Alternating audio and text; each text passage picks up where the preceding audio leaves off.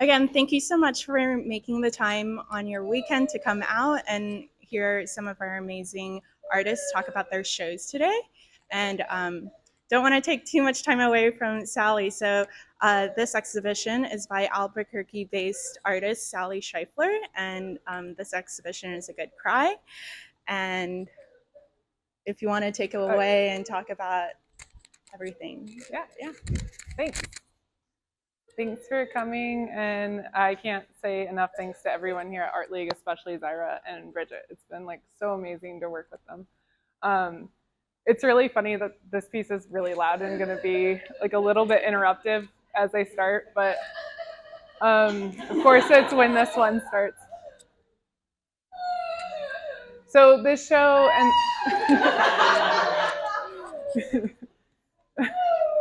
this show started with like I had cried a couple of times in really inappropriate times, like in businessy situations, and I was like uncontrollable, and I was like my relationship with crying was something that I had struggled with, and so I wanted to explore that relationship and ask questions about crying and my response.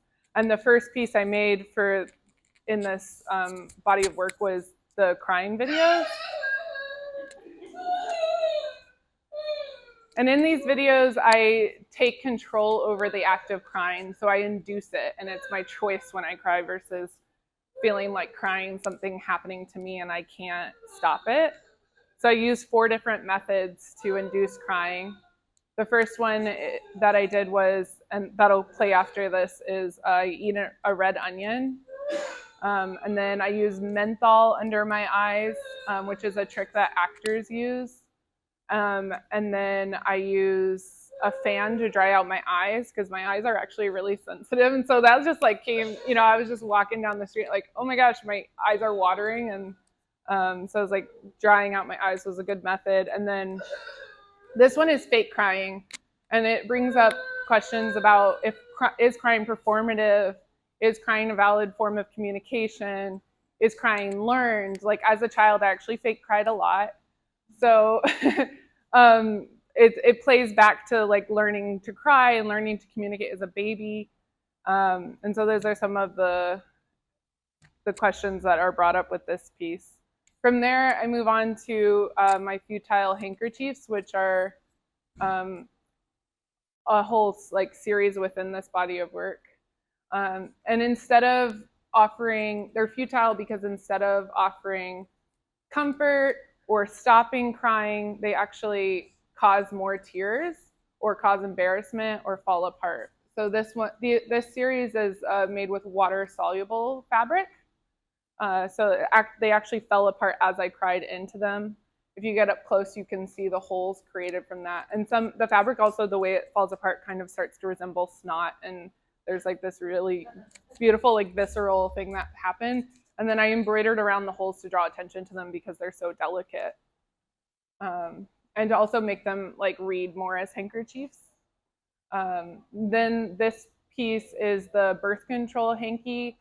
And the idea behind that one is if you cried into it, you would ingest a whole month's worth of birth control pills.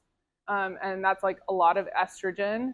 So that was another thing that came up during this project and during the research for this project was how much of crying is like learned, how much of it is a physiological like act, like is it from the amount of hormones that I'm putting into my body that I cry this much or that I have these uncontrollable responses. How much of it is like a form of, like I said, communication. So that's that piece, and it'll play back with there's another piece about birth control on the other side of the gallery. And then these, this side of with the pink handkerchiefs is stained in onion juice. So the onion juice, the fumes from it, the concept that they would make you cry. And also one of the reasons I started with onions with the video piece is because like whenever I cut onions, it's like I cry a lot to the point where I started wearing goggles because it's just like such an intense visceral like experience, and it's it hurts kind of. So these, if you get up close to them, they smell like onion, and that smell holds. But I use non-traditional staining techniques with those because I wanted the pink color. Because when I was cutting the onions at home, I really liked the way that the pink stained my hands and the counter, and I was like responded really well to that. That was like a pure aesthetic choice. I really wanted to keep that pink. And then the ones on the black handkerchiefs are stained in non-waterproof mascara. So if you cried into them, you would stain your face with mascara. So it would draw attention to the crying versus trying to stop and like kind of hide or calm down. It would cause more embarrassment. There's one other handkerchief that's all behind you. It's like the newest piece to the whole series. Yeah, I'll go over there for the video. And feel free to come out of the hallway into the room so you can see Allie, maybe hear her better. This one is a sandpaper hanky. It's one that I've done. It took a lot of tests to figure out how to get the sandpaper on the hanky correctly. So that was like, it's fun to finally have this piece finished. Most of this work was made in 2018, or like some of it was made more recently as well, like newer pieces, but the same concept of the same process. But this one is like brand new, which is nice. And that it plays on the idea of, when you're using tissues a lot and you start to feel like your skin starts to feel like sandpaper and all of that. And speaking of tissues, these are the crystal tissues.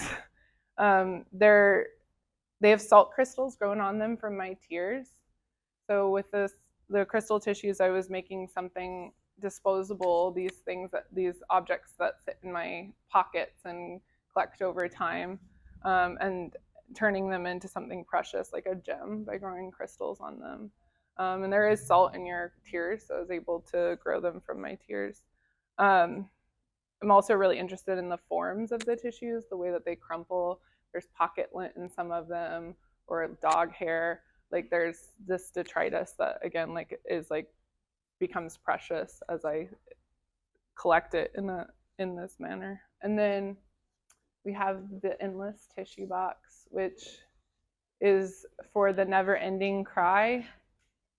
It's full of 7,000 tissues approximately. It's 8 feet tall because that's the largest. You can buy a sheet of plexi. So I let the materiality dictate the size of it. And it was really important to me that it felt like overwhelming, and also using clear plexi. Again, I'm like interested in the forms and the shapes that the tissues make.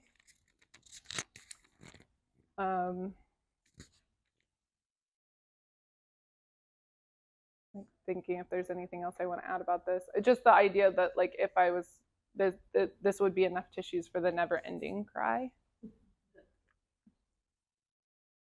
And then it has a pair as we move around, which is the single tissue box. And this is, there's only one tissue in there. It's not refillable. So if you use this tissue, you have to save it for the most important cry. And it imbues all of this importance on the single tissue. Again, using clear plexi to pair with this, but also to pay attention to the form. When I first started sketching this piece, I thought maybe it should be in porcelain because I was really interested in the idea of like making something precious.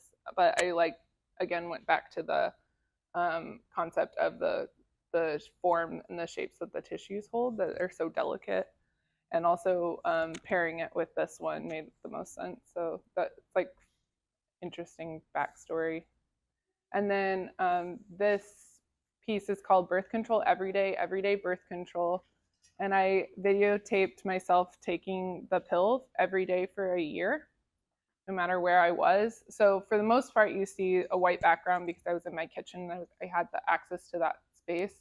But every once in a while, you'll see like a hotel room or something if I was out of town.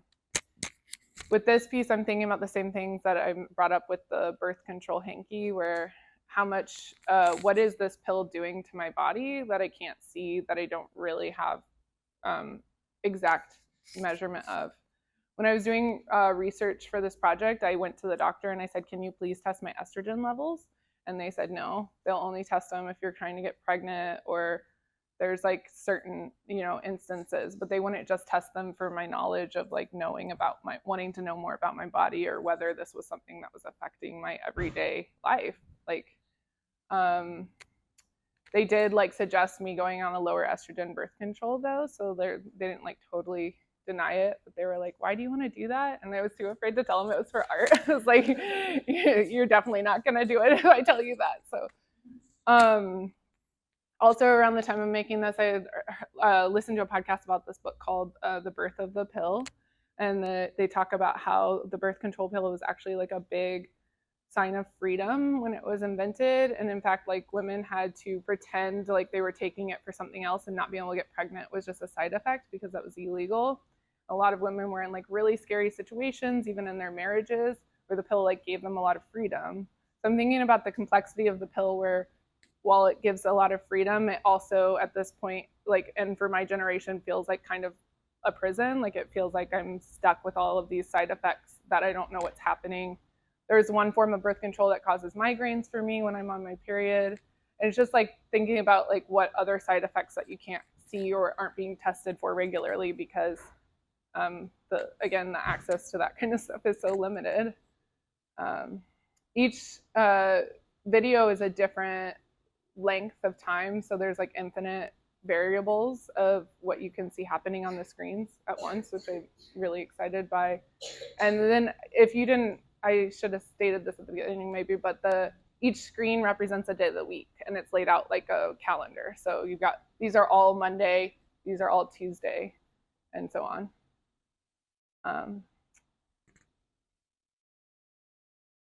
There is sound to this one too, but it's more subtle than the crying piece. It's just like the crinkling of the packets. There's a couple of times that like my partner will be around and say something, or a friend would be in the hotel room talking, and like you can kind of hear them a little in the background. But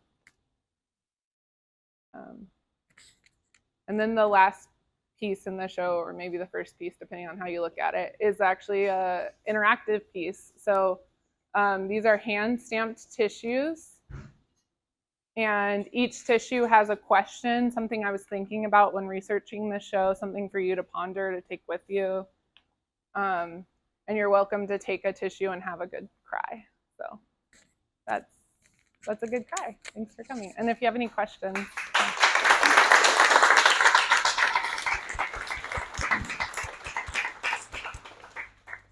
If you have any questions, I have a mic to hold for you, so just let me know. What? I don't even know a concept of how long it's been. Oh, perfect. We have 5 minutes for questions, right? Mm-hmm. Okay. So, yeah.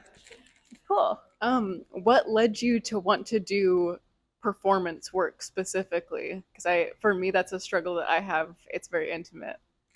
And especially with this one, how do you feel like standing here looking at your face? Oh, yeah. I make actually a lot of performance work. It's a big part of my practice. So actually the performance pieces are a little more in line if you go look at the rest of my work than maybe the sculpture stuff. But yeah, I like using my body I like thinking about things in like this conceptual way of like giving myself some kind of parameters and using these almost to like learn lessons. I have a series where I say all of my sorries for the entire year.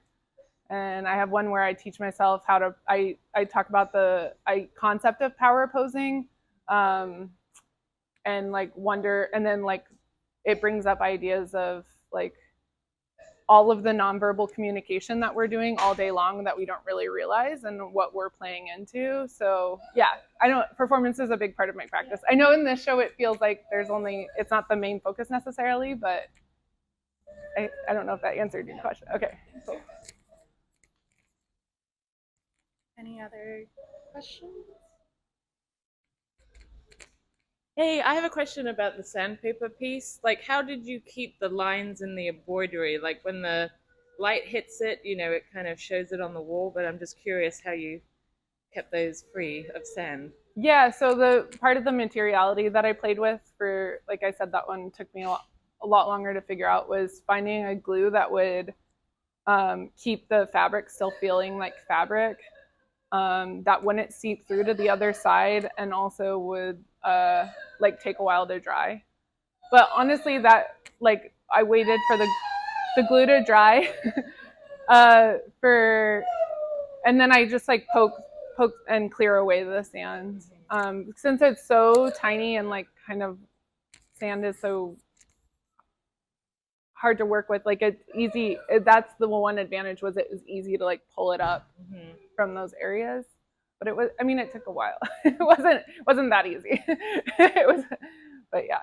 Thank you. Yeah, for sure. It was really important to me to keep those kinds of details and to choose a handkerchief that had those kinds of details. I had like done a test on one that just had the like knitting on the outside, and it doesn't read the same. It doesn't have the like kind of elegance of like of being, and it doesn't feel as encrusted. Like that's like really what I wanted it to feel like. It was encrusted like jewels or like glitter. Yeah. Thanks. Yeah, thanks.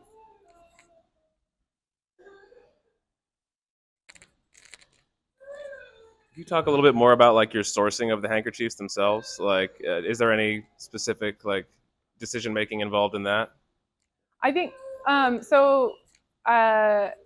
First, I started by trying to find them at antique stores. They're not like sentimental objects to me at first. I say at first because then I start to read into different forms in them, and I kind of hope that everyone has that experience on their own. But yeah, you can buy lots of handkerchiefs off eBay. It's important that they were white so that they would hold the colors. And then, like I said, like there's one on that wall that reminds me of this baby blanket I had when I was a kid, but hadn't really verbalized that until recently. And like I hope, yeah, other people come to them and have that kind of same experience. And as I chose each, like I would like choose each handkerchief for the process and like kind of pay attention. And the birth control one, I tried that with like multiple handkerchiefs. I tried different layouts of the pills. And that was like ultimately what felt the most like, I wanted it to feel like, you know, an embellishment, like it like could possibly be something that would be there. Like I wanted it to read this in the same language as the handkerchiefs have. So, yeah.